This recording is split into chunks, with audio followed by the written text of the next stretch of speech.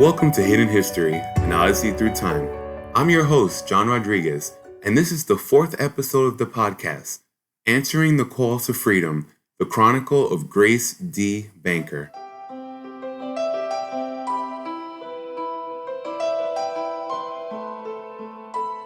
Grace D. Banker was a telephone operator who served during World War I as Chief Operator of Mobile for the American Expeditionary Forces in the U.S. Army Signal Corps. She led 32 female telephone operators known popularly as Hello Girls. They were assigned to travel to France to operate telephone switchboards at the war front, and they also operated the telephone switchboards at 1st Army Headquarters at Ligny, about 5 miles to the south of Saint-Mihiel, and later during the Meuse-Argonne Offensive. In 1919, Banker was honored with the Distinguished Service Medal for her services with the 1st Army Headquarters during the Saint-Mihiel and later the Meuse-Argonne Offensives, with a commendation. Grace was the first and only woman operator in the Signal Corps to be awarded the Army's Distinguished Service Medal. After her return to civilian life, Banker and her team members were treated as citizen volunteers and initially not given recognition as members of the military. Banker died on December 17, 1960, in Scarsdale, New York. To begin, it should not come as a shock that women served during World War I in roles other than nurses. There is evidence that women have taken part in wars this country has been involved in since the American Revolutionary War. While Grace and the other telephone operators sailed for France, the United States government was dealing with another war on the home front. Women's suffrage, which dealt with the woman's legal right to vote, had begun to pick up steam by the year 1900. Through the hard work of various organizations and a decades-long movement, on August 26, 1920, the 19th Amendment's adoption was certified, prohibiting the United States and its states from denying the right to vote to citizens of the United States on the basis of sex, in effect, recognizing the right of women to a vote. Despite this victory for women's rights, Grace and her team of operators would soon learn that they weren't viewed as soldiers by the government. They were viewed as hired civilian telephone operators. Our goal is not only to share Banker's story, but to stress that Grace D. Banker was not just a telephone operator for hire whose story was lost to time. She was a patriot, a wife, and a mother. She was a daughter and a sister. She was a woman who didn't like praise for her actions during World War I. Grace felt she simply did what any able-bodied American would do in a time of great doubt and chaos. Grace Banker's story, hidden history that has remained long forgotten, is the story of an American citizen who answered the call of duty, only to later learn that certain members of Congress were not interested in uniting in the common interest of women's rights. Grace Derby Banker was born in Passaic, New Jersey on October 25, 1892, the daughter of William and Edith Banker. At a time when public education wasn't widely available for women, Grace managed to finish secondary school and graduated from Barnard College, a private women's college in New York, with a double major in French and history. After graduating college in 1915, Grace began to work as a telephone operator for the American Telephone and Telegraph Company, now AT&T, at their headquarters in New York, one of the few jobs available to women at the time. Grace's skills were quickly recognized, and she rose to the role of switchboard instructor. In December 1917, Grace found an advertisement from the U.S. Army seeking bilingual women who could operate switchboards, which was relatively new technology at the time. Her brother Eugene was already overseas serving in the Army, and Grace took the opportunity to contribute to the effort herself. 4 days after reading this advertisement, Grace wrote to the chief signal officer, quote, "I understand both French and English and have a thorough knowledge of the telephony," end quote. On January 15, 1918, Grace D. Banker raised her right hand and swore to, quote, "support and defend the Constitution of the United States against all enemies, foreign and domestic," end quote.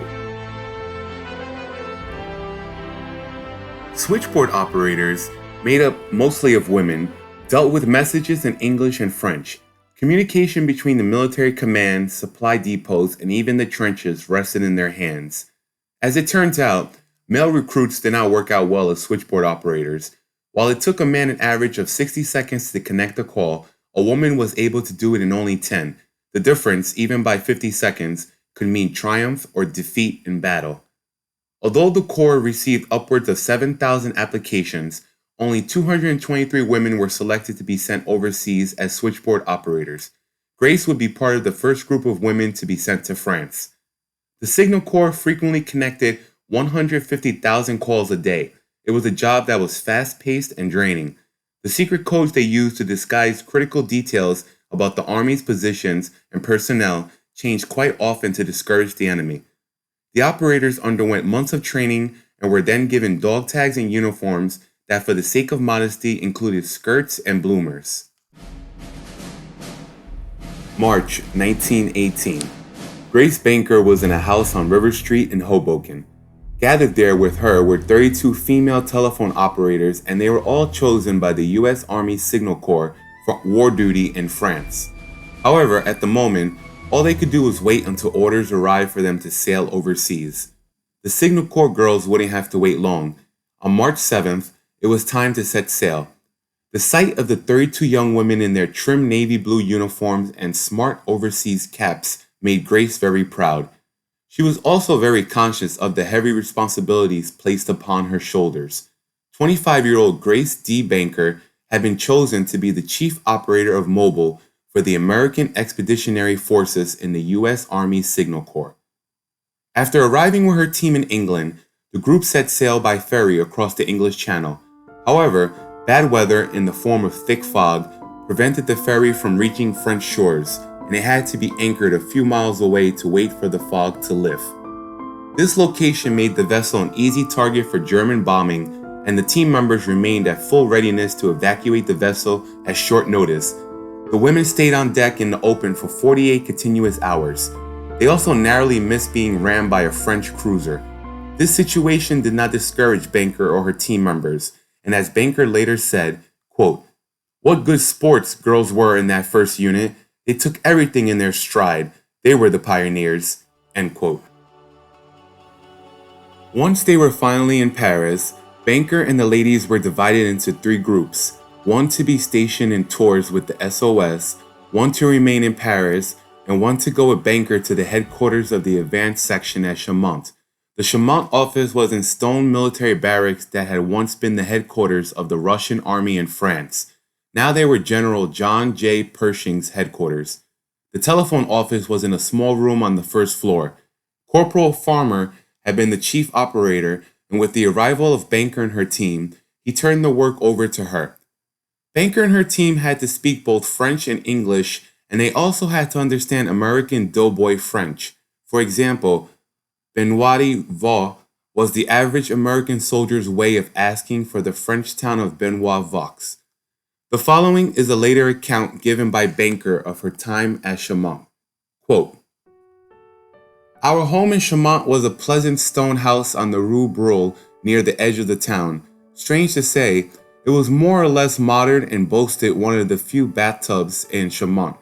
To be sure, during several water shortages there was not enough water to use it. Still, did it give an air of respectability, and we were very proud of it. General Pershing once made an inspection of our home while I was at Chaumont. Up and down 3 flights of stairs, he never missed a thing. With a wave of my hand and a 'this is the kitchen,' I would have passed it by, for there wasn't any extra room when the cook and the maid were inside. I always liked kitchens," he said, and went in and looked around. "It's very clean," he remarked to the old cook, whereupon she bowed low and nearly burst with pride. Once, when some of us saluted the general as he passed by, he turned to Colonel B and said, "Those girls are real soldiers," end quote. Banker spent 5 months at Chaumont.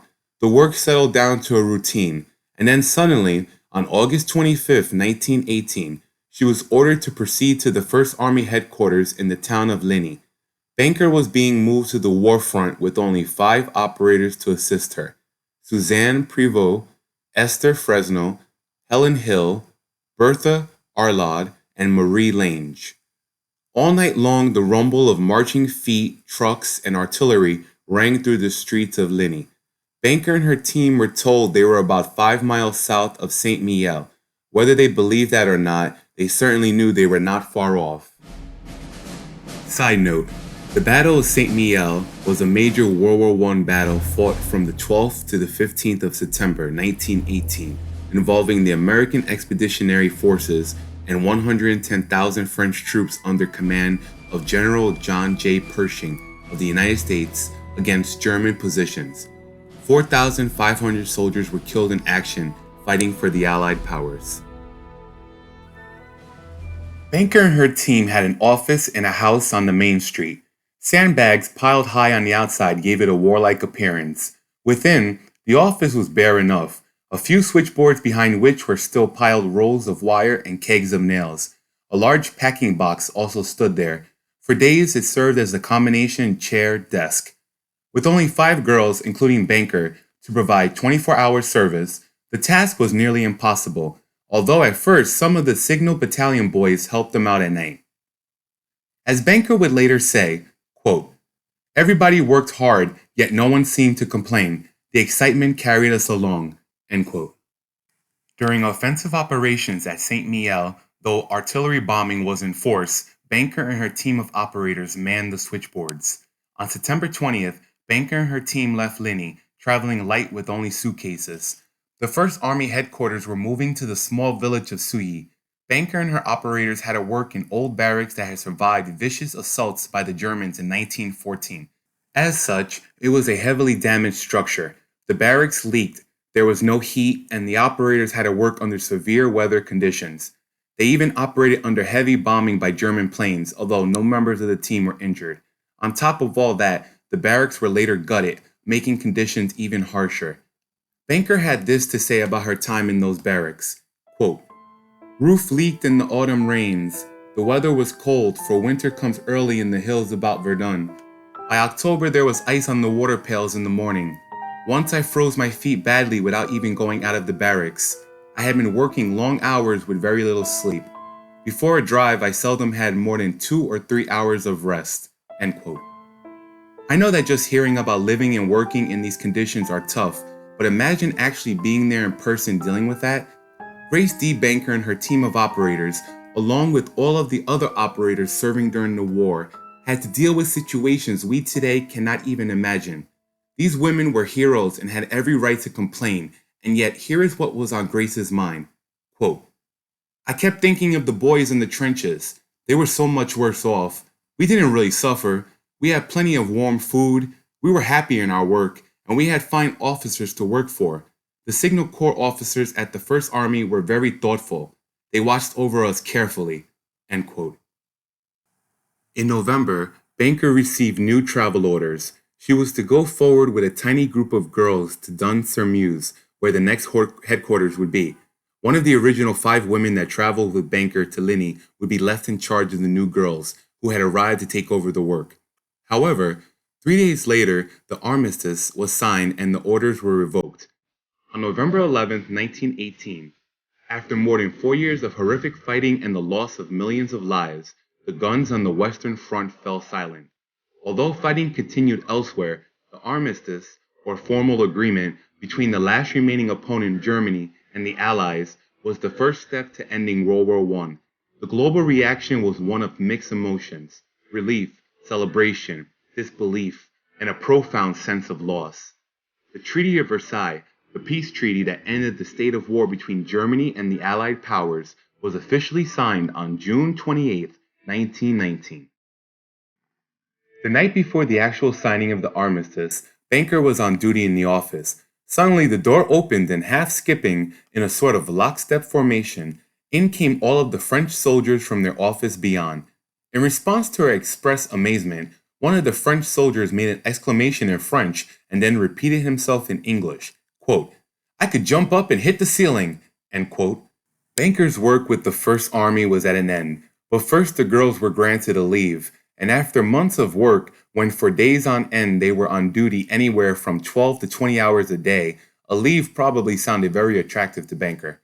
Banker left for Nice in France, but was soon ordered to return to Paris with her team. While the ladies were presented with hotel life in Paris and all the comforts they enjoyed before the war, they didn't care for it at all. They missed the 1st Army with its code of loyalty and hard work. Banker summed up their feelings the best. Quote, We were back in the petty squabbles of civilian life, end quote. It was during this time in Paris that Banker was given charge of the work in the temporary residence of President Woodrow Wilson.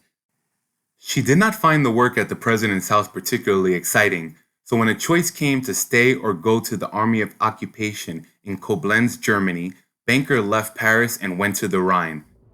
It was in Germany on May 22, 1919, with Government Order No. 70, that Grace D. Banker was awarded the Distinguished Service Medal for her services with the 1st Army Headquarters during the St. Mihiel and Meuse-Argonne offensives, with the commendation which read, quote, "For exceptionally meritorious and distinguished services, she served with exceptional ability as Chief Operator in the Signal Corps Exchange at General Headquarters, American Expeditionary Forces, and later in a similar capacity at 1st Army Headquarters.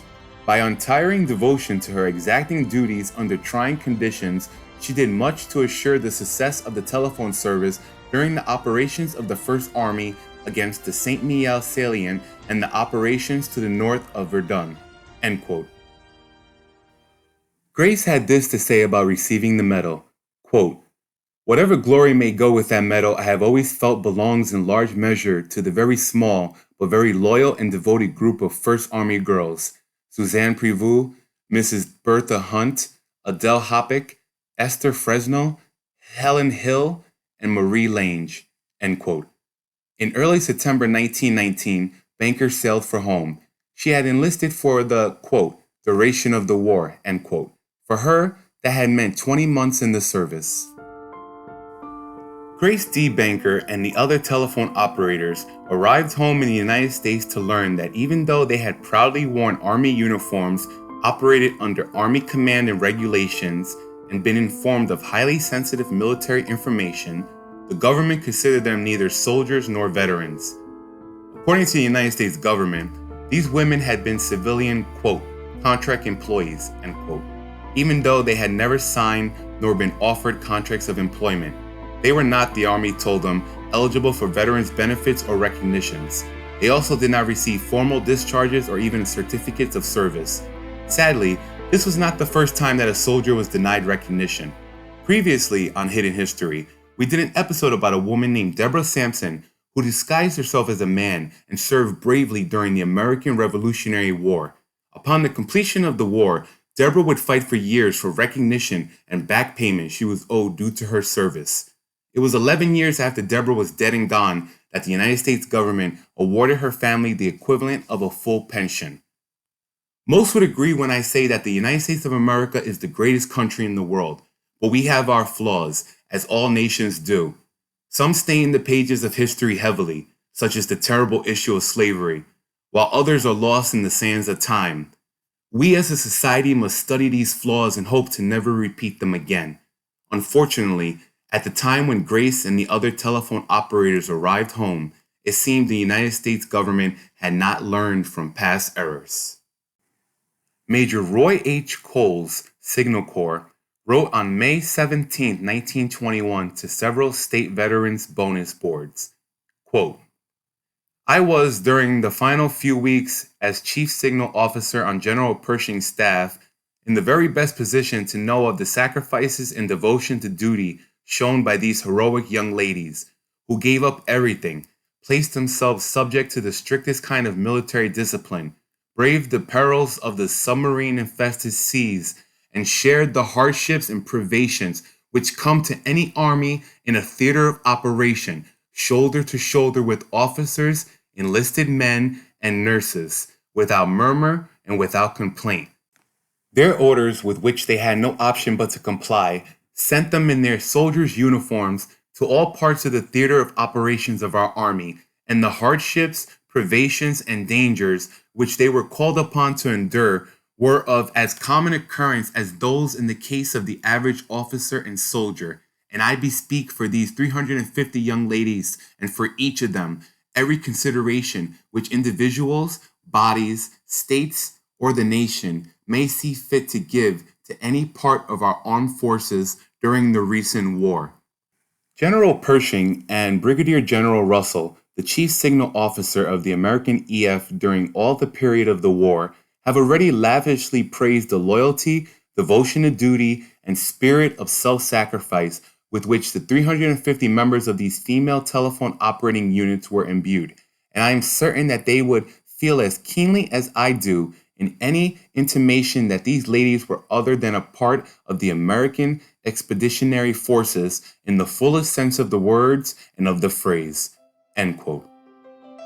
Grace Banker married a civil engineer named Eugene Hiram Paddock in 1922. 5 years after the war, on Memorial Day 1924, Grace donned her Army uniform and stood with General John Pershing when he went to Passaic to dedicate the memorial in honor of World War I soldiers that stands in Armory Park. Around that time, Grace and her husband settled down in Scarsdale, New York, where they had 4 children. Grace dedicated the rest of her life to raising the couple's children, but spoke openly and fondly of her time in the Signal Corps, remembering, quote, "Our work made me a bigger person than I was before," end quote. In 1938, Grace wrote an article about her time in France. Little did she know that many years later, that article would be used by other telephone operators seeking validation as veterans. A small-time podcast host would also use that article about Grace's experience during World War I to share her story with the world. Grace Banker Paddock died of cancer on December 17, 1960, in Scarsdale, New York.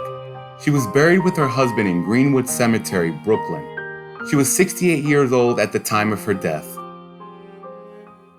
Between 1927 and 1977, many bills were introduced to Congress to obtain recognition for the female telephone operators who served during World War I, but they all failed to be passed. Finally, on November 23, 1977, President Jimmy Carter announced the signing of the GI Bill Improvement Act of 1977.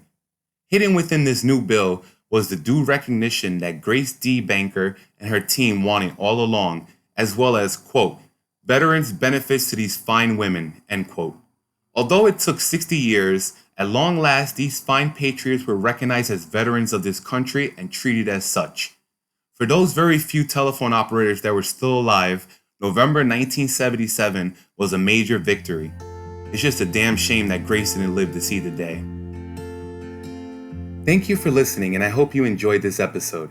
Each episode of Hidden History will explore a story that has been hidden in the pages of history and needs to be told. Pictures, newspaper clippings, and links to external articles relating to a particular episode will be available on our website. Thanks again for listening. I'm John Rodriguez, and this has been Hidden History, an Odyssey Through Time.